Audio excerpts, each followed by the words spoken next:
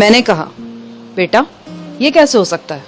تمہارے ماما پاپا کو بستی سے گئے 1 مہینے سے بھی زیادہ ہو گیا ہے، وہ اتنی دیر تک کہاں گم رہ سکتے ہیں؟ وہ آنسوؤں سے بوجھل آواز میں بولی، وہ پتھروں کے نیچے پھنس گئے ہوں گے، بس آپ میرے ساتھ چلے نا، ہم ان کو ڈھونڈ نکالیں گے۔ پھر وہ ہیجانی انداز میں رونے لگی اور میرا بازو پکڑ کر کھینچنے لگی۔ اس کی حالت قابل رحم تھی، مجھے اس پر بے انتہا ترس آ رہا تھا۔ زری گل بھی چہرہ موڑ کر آنسو پینے کی کوشش کرنے لگا۔ مجھے زندگی میں پہلی بار احساس ہو رہا تھا کہ کسی ذہین اور حساس بچے سے ایسی حقیقت چھپانا کتنی بڑی غلطی ہے۔ مسلسل فریب کا شکار رہ کر وہ نفسیاتی گھٹن کا شکار ہو گئی تھی۔ میں نے دیکھا اس کا ننھا سا سینہ دھوکنے کی طرح چل رہا ہے اور رنگ ہلدی کی طرح زرد ہو گیا ہے۔ مجھے لگا کہ اگر میں اس کے ساتھ اٹھ کھڑا نہ ہوا تو وہ بے ہوش ہو کر گر جائے گی اور غشی کے مریض کی طرح اس کے ہاتھ پاؤں مڑ جائیں گے۔ میں جلدی سے کھڑا ہو گیا۔ چلو آؤ بیٹا جی، تم جہاں کہتی ہو ہم چلتے ہیں۔ وہ مجھے کھینچتی ہوئی باہر لے آئی۔ زری گل بھی ہمارے ساتھ تھا۔ ہم سرنگ کے ایک چھوٹے دہانے سے باہر نکلے۔ انتہائی سرد اور تاریک رات نے وادی کو اپنے پنجوں میں جکڑ لیا تھا۔ اس وقت اونچی جھیل پر جانے کا بھلا کون سوچ سکتا تھا؟ ہم صرف زرغونہ کی تسلی کے لیے سرنگ سے نکل آئے تھے۔ سوئے اتفاق آس پاس کوئی گھوڑا گاڑی بھی نظر نہیں آئی۔ میں نے زرغونہ کو سمجھایا، دیکھو کتنا اندھیرا ہے، کوئی سواری بھی نہیں ہے، ایسے میں ہم کہاں جائیں گے؟ چلو واپس چلتے ہیں۔ میں تم سے وعدہ کرتا ہوں کہ صبح میں تمہارے ساتھ اونچی جھیل پر جاؤں گا اور جیسے تم کہو گی ویسے کروں گا، اور ہم بھی۔ زری گل نے لقمہ دیا۔ زرغونہ کچھ متذبذب نظر آ رہی تھی۔ یہ تذبذب نیم رضامندی کی علامت تھا۔ ہم اسے اٹھا کر واپس سرنگ میں لے آئے۔ وہ بار بار پوچھ رہی تھی، آپ مجھ سے جھوٹ تو نہیں بول رہے نا؟ میں ہر بار نفی میں جواب دے رہا تھا۔ مجھے لگا وہ سرتاپا ایک دھیمے دھیمے بخار میں تپ رہی ہے۔ اسی دوران میں کالام خان بھی وہاں آ گیا۔ اس نے ہم سے پوچھا کہ ہم بچی کو کہاں لے گئے تھے۔ میں نے اسے تمام صورتحال سے آگاہ کیا۔ اس کے چہرے پر بھی بچی کے لیے تحرم کے تاثرات نظر آنے لگے۔ ٹوٹی پھوٹی پشتوں میں وہ کہنے لگا، مجھے تو لگتا ہے اس پہ بداروا کا سایہ سا ہو گیا، دیکھو کیسی زرد رنگت ہو گئی اس کی، دیوتا اس پر رحم کریں۔ میں نے سنا ہے کہ کچھ کٹر قسم کے جاتری اب بھی اس کے پیچھے پڑے ہوئے ہیں۔ وہ سمجھتے ہیں کہ وادی پر سے مصیبت ٹالنے کے لیے واپسی کی رسم ہر صورت میں مکمل ہونا چاہیے تھی۔ یہ لوگ درپردہ بچی کو نقصان پہنچانے کی کوشش میں ہیں۔ یہ تم کیسے کہہ سکتے ہو؟ مجھے میری خاص ملازمہ نے بتایا، وہ روزانہ اجرت پر میرے قمار خانے میں رقص کرتی ہے۔ رقاصہ کا جاتریوں سے کیا تعلق ہو سکتا ہے؟ میں نے پوچھا۔ ایسی چیزوں کے تعلقات جاتریوں سے ہی تو ہوتے ہیں۔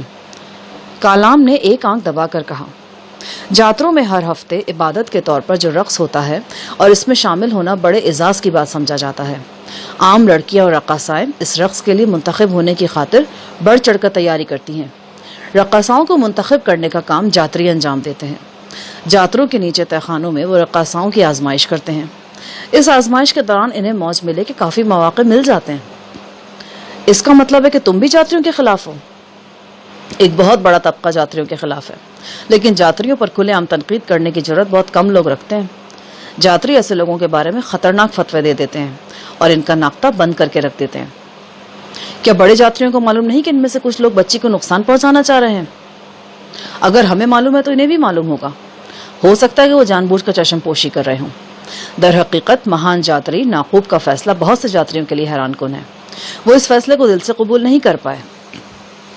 الگ صبح زرغونہ بیدار ہو گئی اور میرا بازو ہلا ہلا کر مجھے بھی جگا دیا۔ میں نے کلائی کی گھڑی دیکھی اور حیران رہ گیا۔ ابھی صرف 4 بجے تھے۔ یوں لگتا تھا کہ وہ صبح کے شوق میں رات بھر سوئی ہی نہیں۔ اس نے میری کلائی مضبوطی سے تھام لی۔ وہ خاموش تھی لیکن اس کی آنکھیں کہہ رہی تھیں، انکل صبح ہو گئی ہے، اب چلیں میرے پاپا کے پاس۔ میں نے زری گل کو جگایا۔ وہ بھی ہڑبڑا کر اٹھ بیٹھا اور کلمہ شہادت پڑھنے لگا۔ ابھی صبح صادق نہیں ہوئی تھی۔ بہرحال اگر ہم زرغونہ کو واقعی جھیل تک لے جانا چاہتے تھے تو یہ وقت مناسب تھا۔ ہم کسی کی نگاہ میں آئے بغیر بستی سے باہر نکل سکتے تھے۔ زرغونہ کی ضد دیکھتے ہوئے میں نے محسوس کیا کہ اسے مزید ٹالا نہیں جا سکتا۔ میں کالام کے محافظ سے اجازت لے کر کالام کی خوابگاہ میں پہنچا۔ وہ مادار عورت کے ساتھ محو خواب تھا۔ بے وقت جگائے جانے کے باوجود وہ برافاختہ نہیں ہوا۔ میں نے اسے بتایا کہ زرغونہ کیا چاہتی ہے اور ہم سے کیا مطالبہ کر رہی ہے۔ اس نے کمال فراخ دلی کا ثبوت دیتے ہوئے ہمیں زرغونہ کے ساتھ جانے کی اجازت دے دی۔ تاہم کچھ ضروری ہدایات بھی تھیں۔ وہ چاہتا تھا کہ ہم سارا دن گزار کر اندھیرا پڑے بستی میں واپس آئیں، اس کے علاوہ اپنے چہرے بھی اونی ٹوپیوں میں چھپا کر رکھیں تاکہ ہمارے پہچانے جانے کا خطرہ باقی نہ رہے۔ اس نے اپنا ایک مسلح محافظ بھی ہمارے ساتھ کر دیا۔ زرغونہ سمیت ہم چاروں گھوڑا گاڑی پر سرنگ سے روانہ ہوئے اور اونچی جھیل کی طرف بڑھنے لگے۔ راستے میں 2 جگہ ہمیں وادی کے مسلح محافظوں نے روکا اور کالام کے محافظ کو پہچان کر آگے بڑھنے کی اجازت دے دی۔ دشوار گزار راستے سے گزر کر ہم جس وقت منجمد جھیل کے نواح میں پہنچے، سپیدہ سحر نمودار ہو گیا تھا۔ ہم نے گاڑی ایک جگہ درختوں کے نیچے روک دی اور پیدل آگے بڑھنے لگے۔ منجمد جھیل واقعی دیکھنے کے لائق جگہ تھی۔ برف کا ایک ہموار میدان نظر آتا تھا جس کی ایک جانب وادی کی عمودی دیوار تھی اور دوسری طرف گھنے درخت۔ اس عمودی دیوار کو دیکھ کر وادی کی عجیب و غریب ساخت کا تھوڑا سا اندازہ ہوتا تھا۔ یہ وادی در حقیقت ایک بہت بڑے بیوزی کنویں کی طرح تھی۔ اس کنویں کے کناروں پر خونخوار مسلح محافظ موجود رہتے تھے۔ ہم زرغونہ کو صرف دل بہلانے کے لیے یہاں لائے تھے، ورنہ ہمیں معلوم تھا کہ اس کے ماما پاپا فی الوقت کہاں ہیں۔ کیرولین کی نچی کھسٹی ہڈیاں جنوبی کنارے کی پہاڑیوں پر بکھری ہوئی تھی اور پاناما کا جسم منقش صندوق میں بند بستی کے قبرستان میں رکھا تھا۔ جھیل کی منجمد سطح پر چلتے ہوئے اچانک میں ٹھٹک گیا۔ مجھے یوں لگا جیسے کوئی دائیں جانب کے درختوں میں ہمارے پیچھے پیچھے آ رہا ہے۔ اس سے پہلے گھوڑا گاڑی میں بھی مجھے یہ احساس ہوا تھا کہ کوئی ہمارے ارد گرد موجود ہے، کوئی گھڑ سوار یا کوئی گھوڑا گاڑی۔ میں نے زری کی طرف دیکھا، وہ ابھی بے خبر نظر آ رہا تھا۔ مسلح محافظ ہمارے پیچھے پیچھے چلا آ رہا تھا۔ یکایک درختوں سے 4 افراد نکلے اور وحشی جانوروں کی طرح ہم پر جھپٹے۔ انہوں نے اپنے چہرے اونی ٹوپیوں اور مفلر نما کپڑوں میں چھپا رکھے تھے۔ ان کے لباس بے ڈھنگے تھے اور ہاتھوں میں چمکدار کلہاڑے۔ مجھے وہ لمحات یاد آ گئے جب ان جنگلیوں نے ہمیں اس وادی کے نواح سے پکڑا تھا۔ وہ اپنے ہلاکت خیز کلہاڑوں کے ساتھ اسی طرح آنن فانن ہم پر حملہ آور ہوئے تھے۔ ایک لہیم شہیم شخص تیر کی طرح میری طرف آیا اور اس نے زرغونہ کو مجھ سے چھیننا چاہا۔ میں نے دھکا دے کر اسے دور ہٹا دیا۔ ایک دوسرا شخص زرغونہ کی طرف جھپٹا، ساتھ ہی اس نے اپنے کلہاڑے سے مجھے دھمکانے کی کوشش کی۔ زرغونہ میرے بازو سے چمٹ گئی اور چیخنے لگی۔ میں زرغونہ کو لے کر تیزی سے پیچھے ہٹا۔ ایک ہٹے کٹے شخص نے مجھے عقب سے اپنے بازوؤں میں جکڑ لیا۔ ایک اور شخص نے کمال پھرتی کے ساتھ ہمارے ساتھ آنے والے مسلح پہرے دار سے اس کی ڈبل بیرل 12 بور رائفل چھین لی تھی اور پہرے دار کے ساتھ ساتھ زری گل کو بھی نشانے پر لے لیا تھا۔ صاف پتہ چل رہا تھا کہ یہ لوگ زرغونہ کے لیے آئے ہیں۔ میرے کانوں میں کالام خان کے الفاظ گونجنے لگے۔ اس نے کل کہا تھا کہ چند کٹر قسم کے جاتری ابھی تک زرغونہ کی جان کے در پر ہیں۔ یہ لوگ جو ہم پر حملہ آور ہوئے تھے چہرے چھپا کر آئے تھے، مگر صاف پتہ چل رہا تھا کہ ان کا تعلق جاتروں سے ہے۔ ان میں سے ایک شخص کی آواز بھی میں نے واضح طور پر پہچان لی تھی۔ یہ ساری باتیں ایک سیکنڈ کے مختصر وقت میں میرے ذہن میں آئیں۔ اگلے ہی لمحے میں نے نیچے جھک کر اپنے جسم کو جھٹکا دیا۔ مجھے عقب سے دبوچنے والا شخص میرے کندھے پر سے ہوتا ہوا میرے سامنے گرا۔ اسے یوں الٹتے اور گرتے دیکھ کر میرے سامنے کھڑے شخص نے بڑی درندگی اور وحشت کے ساتھ مجھ پر کلہاڑے کا وار کیا۔ جیسے کوئی بلے باز جان لیوا باؤنسر سے اپنا سر بچاتا ہے، میں تیزی سے نیچے جھکا۔ کلہاڑے کا چمکیلا پھل میرے سر کے اوپر سے گزرا۔ میں نے کلہاڑا بردار کی چھاتی پر ٹانگ رسید کے اور اسے کئی گز دور پیچھے دھکیل دیا۔ یہی لمحات تھے جب میں نے زری گل کو دیکھا۔ وہ کسی صحت مند جنگلی بلے کی طرح اچھلا تھا اور رائفل بردار پر جا پڑا تھا۔ ایک دم اس منجمد جھیل پر گھمسان کا رن پڑ گیا۔ ہم تینوں نقاب پوش حملہ آوروں سے بھڑ گئے تھے۔ ایک کلہاڑا بردار کو نشیب میں لڑکانے کے بعد میں نے روتی چیختی زرغونہ کو اٹھایا اور درختوں کی طرف بھاگا، مگر چند ہی قدم گیا تھا کہ کلہاڑے کا اچٹتا سوار پشت پر لگا۔ موٹے کپڑوں کے سبب جسم زخم سے محفوظ رہا، تاہم دھکا لگنے سے میں زرغونہ سمیت اوندھے منہ گرا۔ تھوڑی سخت برف سے ٹکرائی اور آنکھوں میں ستارے سے ناچ گئے۔ 2 بدبودار افراد جنگلی جانوروں کی طرح مجھ سے لپٹ گئے اور زرغونہ کو چھیننے کی کوشش کرنے لگے۔ وہ میرے بازوؤں میں محصور تھی اور اس نے اپنا چہرہ میری بغل میں چھپا لیا تھا۔ وہ ننھا سا چیختا چلاتا جسم میرے جسم کا ایک حصہ بن گیا تھا۔ میں جانتا تھا مجھے زرغونہ کو بچانا ہے۔ یکایک میرے جسم میں توانائی کی نئی لہر دوڑ گئی۔ میں نے اپنے قریب ہی کہیں ناشا کی آواز سنی تھی۔ میں نے سر اٹھا کر دیکھا، وہ چیختی ہوئی ہماری طرف آ رہی تھی۔ اس کا اونی لبادہ اوور کوٹ کی طرح ہوا میں پھڑپڑا رہا تھا۔ اس کے ہاتھ میں کوئی ہتھیار تھا جو میں ٹھیک سے نہیں دیکھ سکا۔ دیکھتے ہی دیکھتے وہ بھی اس لڑائی میں کود گئی۔ اس باغی لڑکی کا یہ جارحانہ روپ متاثر کن تھا۔ وہ لڑنے کے ساتھ ساتھ جاتریوں کی شان میں قصیدے بھی پڑھ رہی تھی۔ میں نے سر کی زوردار ٹکر سے ایک حملہ آور کی ناک کی ہڈی کا کڑاکا نکالا اور دوسرے کے پیٹ پہ پاؤں جما کر اسے پیچھے دھکیل دیا۔ وہ ہموار برف پر اسکیٹنگ کے انداز میں دور تک پھسل گیا۔ اسی دوران میں مجھے 2 مزید افراد نظر آئے۔ یقینی طور پر وہ بھی حملہ آوروں کے ساتھی تھے۔ کلہاڑے سونتتے وہ ہماری طرف لپکے۔ میں نے یہ منظر دیکھ کر اپنی پنڈلی سے بندھا ہوا چھرا کھینچ لیا۔ 9 انچ لمبے پھل کا چھرا روپیلی روشنی میں چشمے اجل کی طرح چمکا۔ میری آنکھوں کے سامنے سرخ چادر سے کھینچتی چلی جا رہی تھی۔ غالباً ناشا نے میرے ہاتھ میں چھرا دیکھ لیا تھا۔ وہ ایک جنگلی سے گتھم گتھا تھی۔ اسی حالت میں وہ چیخی، کسی کو قتل مت کرنا شاہ جہان، بھاگ جاؤ یہاں سے، بچی کو لے کر بھاگ جاؤ۔ اس کی آواز میں وہ خوف پنا تھا جو یاتریوں کے حوالے سے یہاں ہر فرد کے دل میں موجود تھا۔ ناشا ایک باغی لڑکی تھی، مگر اس کے دل میں بھی یہ خوف موجود تھا، اس اندیشے سے کہ میں کسی یاتری کو قتل کر کے بھیانک سزا کا حقدار نہ ٹھہر جاؤں۔ وہ مجھے روک رہی تھی، لیکن اب رکنا میرے بس میں نہیں تھا۔ میں نے بہت صبر کر لیا تھا، اور سب سے اہم بات یہ تھی کہ اب زرغونہ کی زندگی اور موت کا سوال تھا۔ وہ میری ٹانگ سے چمٹی ہوئی تھی اور رو رہی تھی۔ میں جانتا تھا اب ایک لمحے کی سستی بھی زرغونہ کی زندگی کو آندھی کی طرح اڑا کر لے جائے گی، اور اس کے ساتھ ساتھ شاید ہماری زندگیوں کو بھی۔ اب ان یاتریوں کا مزید احترام میرے بس میں نہیں تھا۔ میں نے چھرے کا پہلا وار ایک کوتا قد یاتری کے پیٹ پہ کیا۔ ناف میں لگنے والا چھرا اس کے پیٹ کو سینے تک چاک کر گیا اور 1 سیکنڈ میں لہو رنگ ہو کر باہر نکل آیا۔ ایک دوسرا حملہ آور سکتے کے عالم میں یہ منظر دیکھ رہا تھا جب میرے چھرے نے برق کی طرح تڑپ کر اس کی شارک بھی کاٹ دی۔ ناشا اور زرغونہ کی دہشت خیز چیخیں ایک ساتھ بلند ہوئیں۔ 2 افراد کو اپنے ہی خون میں تڑپتے دیکھ کر حملہ آور ٹھٹک گئے تھے۔ پھر 2 افراد نے ایک ساتھ اپنی رائفلیں سیدھی کی۔ میں نے دیکھا کہ اس وادی کے مکین فائرنگ انتہائی ضرورت کے وقت ہی کرتے تھے، اور یہ ضرورت کا وقت تھا۔ وہ رسک لینے پر مجبور تھے۔ ایک رائفل کے نشانے پر میں تھا اور دوسری رائفل ہمارے ساتھی پہرے دار کی طرف اٹھی ہوئی تھی۔ یکے بعد دیگرے 2 فائر ہوئے۔ میں نے خود کو زمین پر گرا لیا تھا، لیکن ہمارا ساتھی پہرے دار بر وقت ایسا نہیں کر سکا۔ لانگ رینج گولی اس کا سینہ چیر کر گزر گئی۔ زری گل بلائے ناگہانی کی طرح اس رائفل بردار پر جھپٹا جس نے مجھ پر فائر کیا تھا، اور اسے لیتا ہوا نشیب میں لڑک گیا۔ میں نے دوسرے رائفل بردار پر چھلانگ لگائی اور پوری وحشت سے چھرا اس کے سینے میں گھونپ دیا۔ اسی دوران میں نشیب سے فائر کی آواز آئی۔ دھوئیں کا چھوٹا سا مرغولا درختوں کی طرف محو پرواز ہوا، اور میں نے زری گل کو فاتحانہ انداز میں نشیب سے نمودار ہوتے ہوئے دیکھا۔ یقیناً اس نے رائفل بردار سے رائفل چھین کر اسے نشانہ بنا دیا تھا۔ اس کے چہرے پر خون کے چھینٹے تھے، اور ان لمحات میں وہ زری گل کے بجائے جنگجو پٹھان نظر آ رہا تھا۔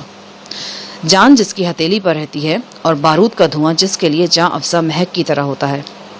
نشیب سے برآمد ہوتے ہی اس کی نگاہ خون آلو چھرے پر پڑی اور اس کا حوصلہ 10 گنا بڑھ گیا۔ اس نے حملہ آوروں کو للکارا اور یکے بعد دیگرے کئی فائر کیے۔ اس فائرنگ سے ایک کلہڑا بردار زخمی ہوا اور باقی دہشت زدہ انداز میں بھاگتے اخروٹ اور چیڑ کے درختوں میں روپوش ہو گئے۔ ناشا زمین پر گری پڑی تھی۔ میں اسے سہارا دے کر اٹھا کر لایا۔ اس کی ٹانگ پر گھٹنے سے ذرا اوپر کلہاڑے کا پھل لگا تھا اور گہرا گھاؤ نظر آ رہا تھا۔ اس کی ناک سے بھی مسلسل خون رس رہا تھا۔ کوئی عام لڑکی ہوتی تو اپنی ران کے زخم کا سفید سفید گوشت دیکھ کر بے ہوش ہو جاتی، لیکن وہ نیم وحشی لڑکی تھی۔ اپنا خون دیکھ کر اس پر عجیب طرح کی وحشت آمیز مستی سوار ہو گئی تھی۔ ہمارے ارد گرد کا منظر لرزہ خیز تھا۔ سفید برف پر خون کی دہشت ناک گلکاری نظر آ رہی تھی۔ 2-3 منٹ کے اندر 4 افراد نے اپنی زندگی سے ہاتھ دھوئے تھے اور 2 افراد ابھی تک زخموں سے تڑپ رہے تھے۔ ہلاک ہونے والوں میں ہمارا ساتھی پہرے دار بھی شامل تھا۔ گولی اس کے سینے میں لگی تھی اور پشت سے چمڑے کی سیاہ جیکٹ پھاڑ کر نکل گئی تھی۔ باقی 3 افراد میں سے ایک زری گل کی چلائی ہوئی گولی کا شکار ہوا تھا اور 2 کی جان میرے چھرے نے لے لی تھی۔ زخمیوں میں سے بھی ایک کے پیٹ کو میرے چھرے نے بوسہ دیا تھا۔ اس نے دونوں ہاتھوں سے پیٹ دبا رکھا تھا اور برف پر لوٹ پوٹ ہو رہا تھا۔ زری گل نے آگے بڑھ کر اس کی اونی ٹوپی کھینچی۔ نیچے سے جو جاں بلب چہرہ برآمد ہوا، اس کے سر اور داڑھی کے بال بالکل صاف تھے۔ بلا شبہ اس شخص کا تعلق یاتروں سے تھا۔ مجھے لگا جیسے آج ہمارے مرحوم صحافی دوست شاہد خان نے بھی یہ منظر دیکھا ہے اور اپنے کچھ قاتلوں کو خون میں لت پت دیکھ کر اس کی روح کو تھوڑا سا سکون ملا ہے۔ 5 بندے مر گئے، یاتری قیامت اٹھا دیں گے، ناشا نے لرزہ آواز میں کہا۔ 5 نہیں 4، میں نے تصحیح کی۔ نہیں 5، وہ دیکھو، اس نے زور دے کر کہا اور انگلی سے ایک جانب اشارہ کیا۔ میں نے دیکھا وہاں منجمد جھیل کی سطح پر دراڑیں سی نظر آ رہی تھیں اور برف کے 3-4 بڑے بڑے ٹکڑے ہولے ہولے ڈول رہے تھے۔ صاف پتہ چلتا تھا کہ کسی دباؤ کے سبب برف کی تہ جو 8-10 انچ موٹی تھی ٹوٹ گئی ہے۔ ناشا نے کہا، ایک حرامی اس کے نیچے ڈوب گیا ہے۔ میرے رونگٹے کھڑے ہو گئے۔ صورتحال میری سمجھ میں آ گئی۔ ایک حملہ آور پانی کی منجمد سطح توڑ کر نیچے چلا گیا تھا۔ اس کے اوپر برف کے بڑے بڑے ٹکڑے پھر برابر ہو گئے تھے اور وہ برف کی قبر میں دفن ہو گیا تھا۔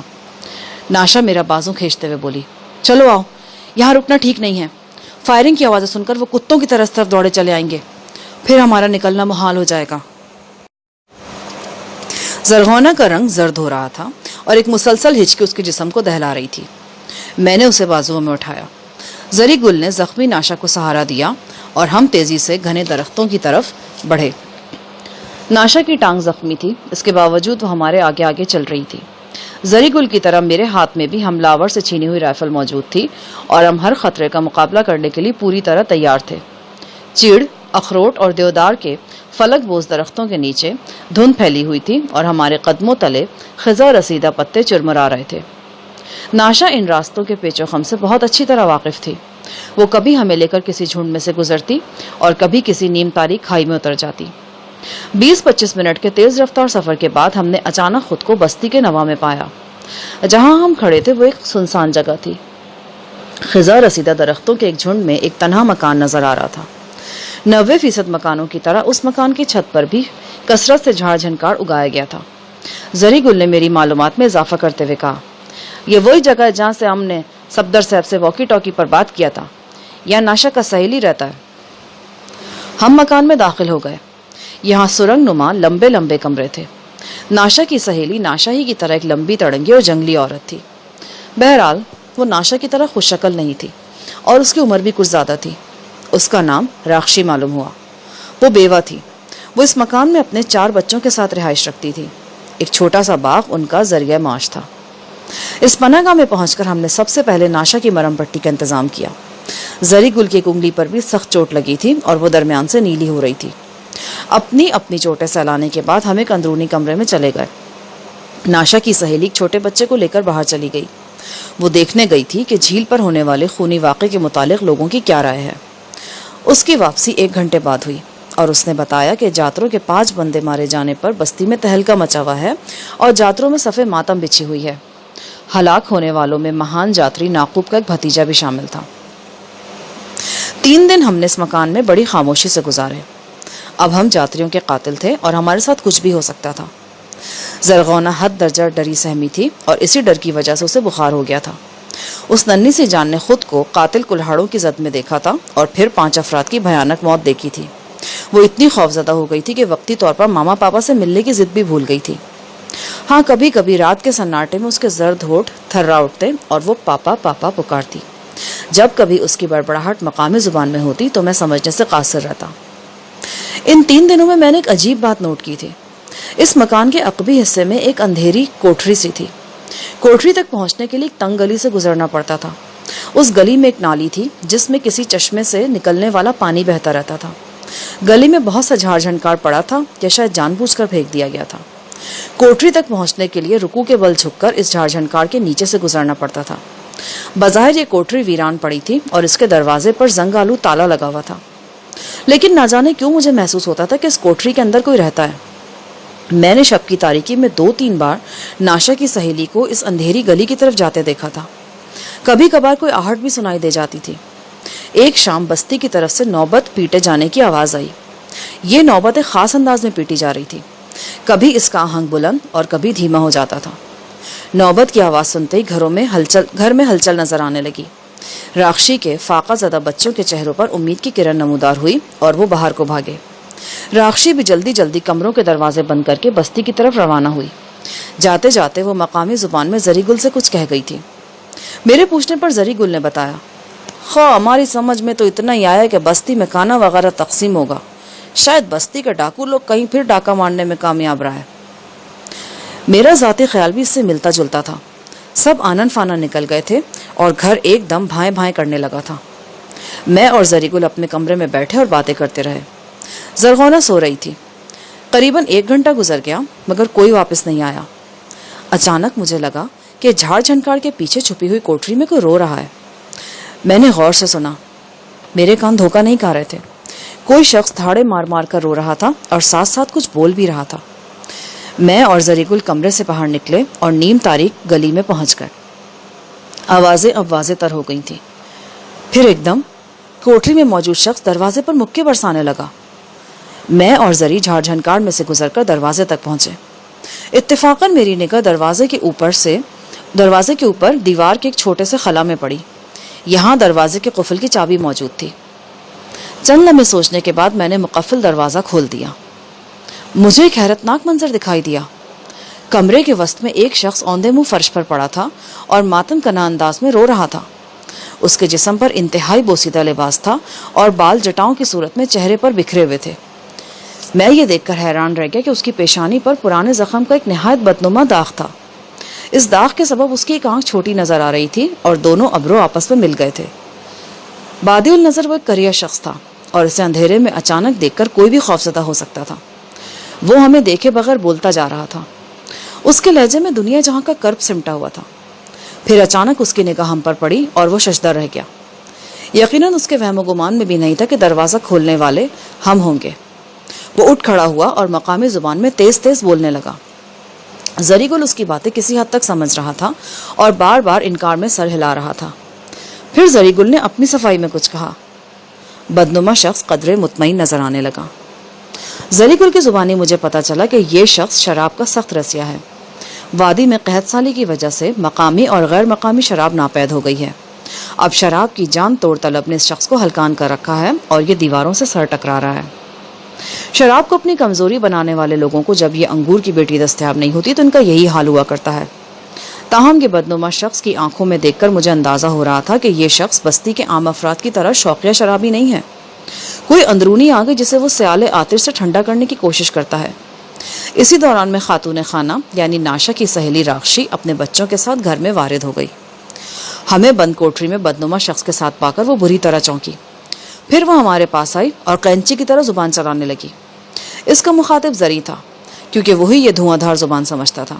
میں نے دیکھا کہ راکشی کے بچوں کے ہاتھ میں کھانے پینے کی مختلف اشیاء تھیں، مثلاً بسکٹ، ڈبل روٹی، خشک خوبانی اور خشک خوراک کے 2 ڈبے۔ اس کے علاوہ بڑا بچہ ایک جہازی سائز سویٹر بھی اٹھائے ہوئے تھا۔ ان اشیاء کو دیکھ کر ہی میں سمجھ گیا کہ یہ کسی کو پیما ٹیم کا معلومات ہے جو خون ریز ڈاکہ زنی میں ان لوگوں کے ہاتھ لگا ہے۔ زری سے بات کرنے کے بعد راکشی قدرے مطمئن نظر آنے لگی۔ اس کے ہاتھ میں سفید شراب کی ایک بوتل تھی۔ یہ بوتل اس نے بدنما شخص کے حوالے کی اور تسلی تشفی کی کچھ باتیں کرنے کے بعد اسے دوبارہ کمرے میں بھیج کر دروازہ بند کر دیا۔ بعد ازاں وہ ہمارے ساتھ صحن میں آ گئی۔ چند منٹ تک زری سے اس کی گفتگو ہوئی اور پھر وہ واپس چلی گئی۔ میں نے زری گل سے پوچھا کہ وہ کیا کہہ کر گئی ہے۔ زری گل نے بتایا، یہ شخص ایک حادثے میں زخمی ہو گیا تھا۔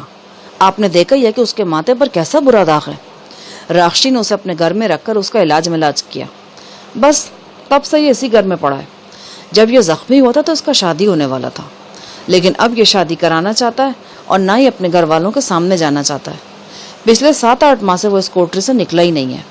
خواہ وہ اب شراب اور دیگر نشوں کی لت میں گرفتار ہو گیا ہے اور دن رات مدوش چڑھنا چاہتا ہے۔ اس کے پاس رقم موجود ہے، وہ اپنا خرچہ خود اٹھاتا ہے۔ راکشی نے بس اسے رہنے کے لیے کوٹری دیا ہوا ہے۔ اس رات راکشی نے ہم کو ذرا بہتر کھانا دیا۔ اس میں دودھ بھی شامل تھا جو یقیناً پاؤڈر ملک سے بنایا گیا تھا۔ کھانے کے بعد میں صحن میں ٹہلنے کے لیے چلا گیا۔ واپس آیا تو زری گل ابھی تک کھانے کے خالی برتنوں کے سامنے بیٹھا تھا۔ وہ کسی گہری سوچ میں غرق تھا۔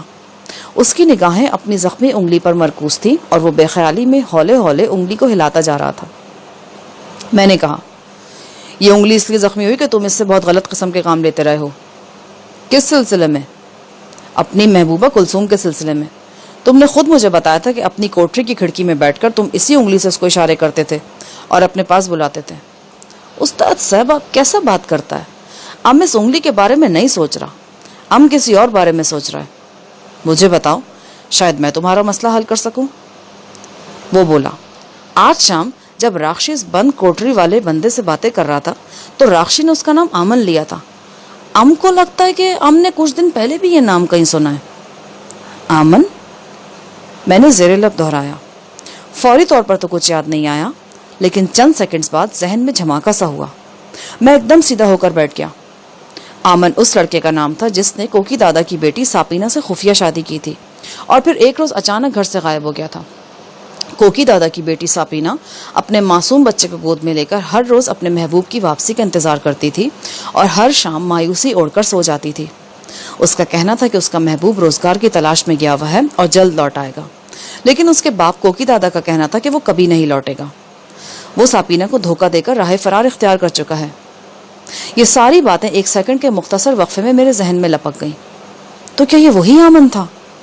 کیا یہ وہی ڈاکٹر ہنری کا شاگرد تھا جو کسی کالی چاندنی نامی جڑی بوٹی کی تلاش میں نکلا ہوا تھا؟ زری گل بغور میرے تاثرات دیکھ رہا تھا۔ خوچے آپ کچھ پریشان ہو گیا ہے؟ زری، کہیں یہ وہی آمن تو نہیں جس نے کوکی دادا کی بیٹی سے خفیہ شادی کی تھی؟ ایک دم زری کے چہرے پر بھی ہیجان کے آثار نمودار ہوئے۔ او خدایا، ہم کو یاد آ گیا، یہی نام تو بتایا تھا ساپینہ نے۔ او ہو، ہمارا دماغ بھی ایک دم ٹھوس ہے۔ زری گل، اگر یہ وہی آمن ہے تو ہمارے کئی مسئلے حل ہو سکتے ہیں۔ مثلاً کیا؟ یہ میں تمہیں بعد میں بتاؤں گا، تم ذرا واکی ٹاکی نکالو، میں صفدر سے رابطہ کرنا چاہتا ہوں۔ زری گل نے بستر کے نیچے چھپایا ہوا واکی ٹاکی نکال لیا۔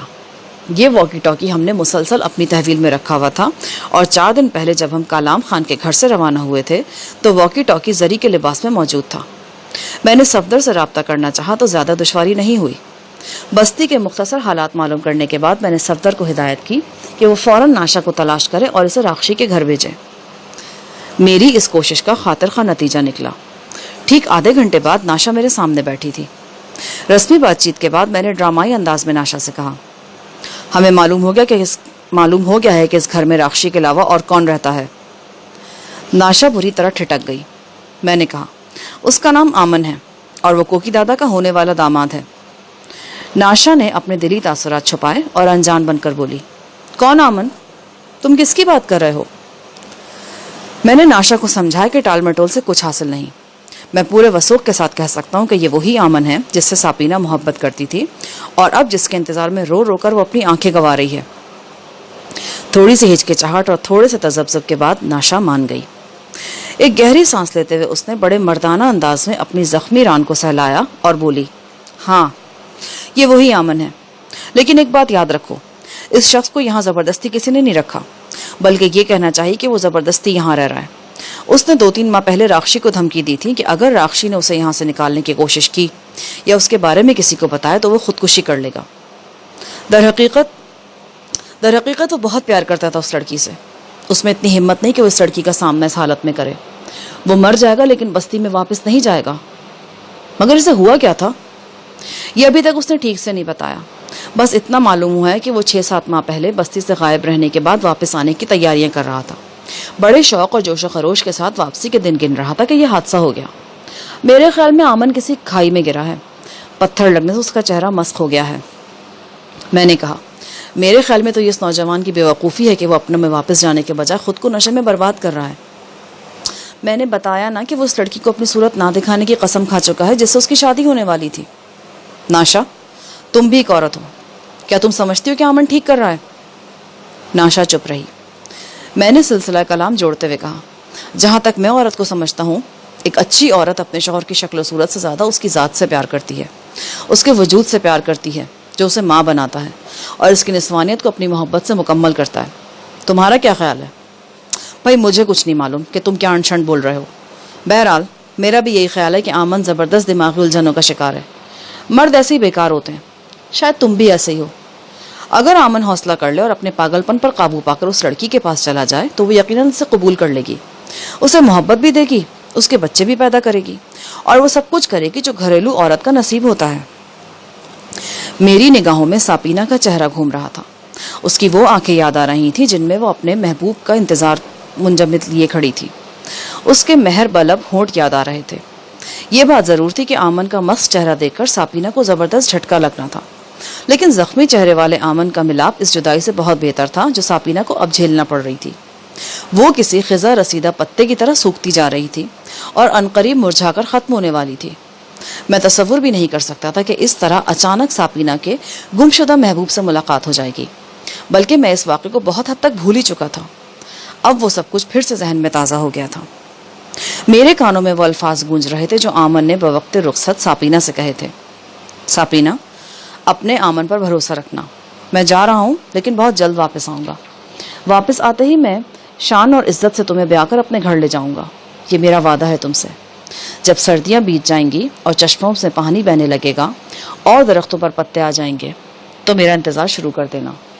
اور وہ انتظار کر رہی تھی. میں نے کہا نا کہ محبت کرنے والوں کے لیے میرے دل میں ہمیشہ ایک نرم گوشہ موجود رہا ہے. شاید اس لیے کہ میں بھی اس جذبے کا ڈسا ہوا ہوں. میرے دل کی گہرائیوں میں بھی ایک نام زخم کی طرح درج ہے. میرے دل میں آمن کے لیے ہمدردی کے جذبات پیدا ہو چکے تھے اور آمن سے ہمدردی کرنے کا بہترین طریقہ یہ تھا کہ اسے احساس کمتری اور محرومی کی دلدل سے نکال کر ساپینہ کے سامنے کھڑا کر دیا جاتا. وہ جیسا بھی تھا، جس حال میں بھی تھا، اپنی محبوبہ کے سامنے آ جاتا. میں اور ناشا تادیر مصروف گفتگو رہے. ہماری گفتگو کا موضوع آمن اور ساپینہ ہی تھے. آخر میں نے خود سر ناشا کو قائل کر لیا کہ وہ ساپینہ کو رازداری سے یہاں لائے اور ہم اسے آمن کے سامنے لا کھڑا کریں. میں نے پہلی بار دیکھا کہ کسی بات پر ناشا کا رنگ پیلا پڑا ہے. وہ بولی، اگر اس خر دماغ نے سچ مچ خودکشی کر لی تو؟ ایسا کچھ نہیں ہوگا، میں تمہیں یقین دلاتا ہوں. تھوڑی دیر کے بعد ناشا میرے پاس سے اٹھ گئی. وہ اس سلسلے میں اپنی سہیلی راکشی سے بھی مشورہ کرنا چاہتی تھی، لیکن میں نے اسے منع کر دیا. تم اس معاملے میں راکشی کو مت گھسیٹو. ہم راکشی کو اس وقت بتائیں گے جب معاملہ ٹھیک ہو چکا ہوگا. نہ جانے کیسے میری بات ناشا کی سمجھ میں آ گئی اور وہ مجھ سے یہ وعدہ کر کے کہ جلد از جلد ساپینہ کو یہاں لے کر آئے گی واپس چلی گئی. استاد صاحب، یہ اب کیا گڑبڑ گھوٹالا فرما رہا ہے؟ ہم کو کیا ضرورت پڑا ہے عاشق و معشوقوں کو ملانے کا؟ ہم صرف عاشق اور معشوق کو ہی نہیں ملا رہے، اپنا الو بھی سیدھا کر رہے ہیں. اپنا الو؟ وہ کس طرح؟ وہ اس طرح کہ اگر ہم کوکی دادا کے گمشدہ داماد کو واپس لے آئے تو ساپینہ کے ساتھ ساتھ یہ کوکی دادا پر بھی ہمارا بہت بڑا احسان ہوگا. اگر کوکی دادا ہمارا احسان مند ہو گیا تو ہم اس سے وہ کام بھی لے سکیں گے جو وہ اب تک کرنے کو ہرگز تیار نہیں ہوا. کون سا کام استاد صاحب؟ او کاٹ کے بندر، وہی کام جو کرنے کے لیے ہم یہاں آئے ہیں. ہم جان چاول کو کوکی دادا سے حاصل کر سکیں گے. وہ اپنی تمام ہٹ دھرمی کے باوجود جان کو آزاد کرنے پر مجبور ہو جائے گا. پھر جان اور فنگ ہنگ کو لے کر ہم واپسی کا تانا بانا بنیں گے. بات زری گل کی سمجھ میں بھی آ گئی. وہ زور زور سے اپنا سر ہلانے لگا. صرف 1 گھنٹے بعد مجھے ناشا کی صورت دوبارہ نظر آئی. وہ بیرونی دروازے سے لنگڑاتی ہوئی اندر داخل ہو رہی تھی. اس کے ساتھ جو دوسری لڑکی تھی وہ ساپینہ تھی. 100% ساپینہ تھی. وہی دوشیزہ جو اپنے باپ سے بے مثال محبت کرتی تھی اور اپنے محبوب سے بھی. وہ ان 2 شدید محبتوں کے درمیان یوں تقسیم ہوئی تھی کہ ٹکڑے ٹکڑے ہو گئی تھی. میں نے دیکھا اس کی محبت کی نشانی اس کا بچہ گود میں ہے اور وہ حیران سی ناشا کے ساتھ چلی آ رہی ہے. دونوں لڑکیاں ہمارے سامنے پہنچ کر رک گئیں. کچھ دیر ہمارے درمیان ایک گمبھیر خاموشی طاری رہی. پھر ناشا نے ساپینہ کی طرف اشارہ کرتے ہوئے کہا، یہ پوچھ رہی کہ تم نے اسے یہاں کیوں بلایا ہے؟ یہ ایک نازک سوال تھا، مگر اس سوال کا جواب مجھے دینا تھا.